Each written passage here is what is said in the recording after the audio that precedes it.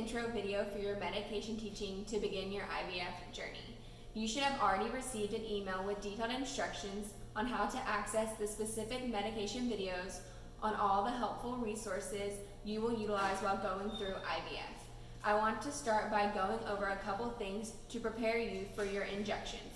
First, most injections are subcutaneous, meaning they go in the fatty tissue right below your skin. You'll see a handout attached in the email to go over exactly where to do these injections. Also attached in the email is an OHSS or ovarian hyperstimulation syndrome handout. This is a rare side effect that some patients experience from taking the stimulation medications called gonadotropins. These medications can cause your estrogen to be too high rarely. When this occurs, it causes a fluid shift in your vessels that causes severe bloating. Usually, this severe bloating is a 5 to 10 pound weight gain. It is normal to bloat 1 to 2 pounds while on these medications. With this fluid shift, your urine may also be very dark and you may also experience nausea and vomiting.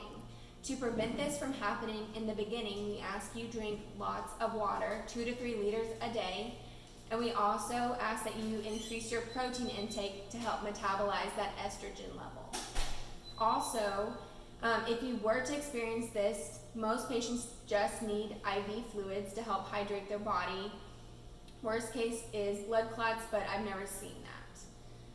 The next thing we ask you to do while on your stimulation medications is to reduce your exercise. If you like to exercise, you can still walk or ride a bike leisurely, but we ask that you don't do any intense exercising such as CrossFit, heavy lifting, high intensity exercising, ab workouts, or any yoga or Pilates. This is because when you're on these medications, your ovaries are heavier than they normally would be because you have so many eggs growing.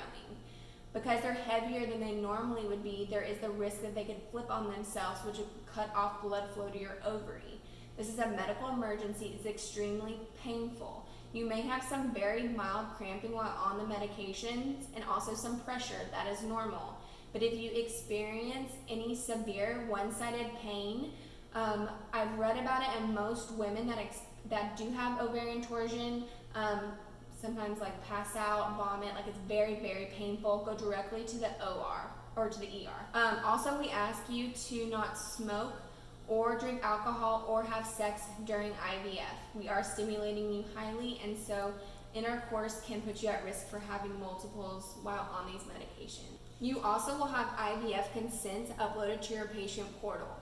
You can print these off yourself, or we can print them and have them for you at your baseline sonogram.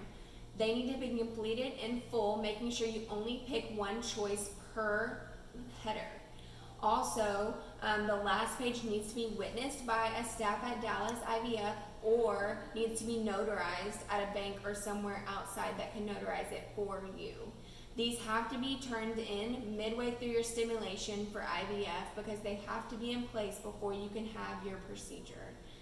Also, there's a COVID-19 waiver uploaded to your portal. This needs to be completed by you and your partner, if applicable, in your portal.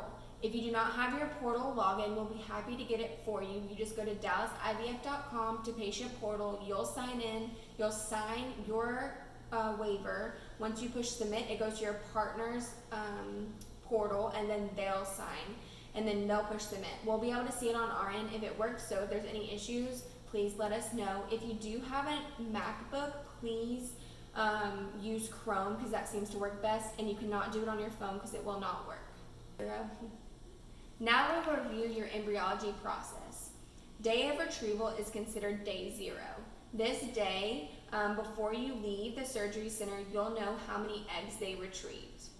Then, day 1, the next day, they'll know how many of the eggs fertilized, and you'll get an update via your patient portal. They don't touch the embryos from that point for 5 days, and then you will get a call receiving an update on your embryos.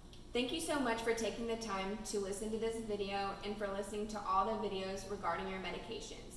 If you have any questions, please feel free to email a nurse or call, and we will be happy to answer any of those for you. Have a great day.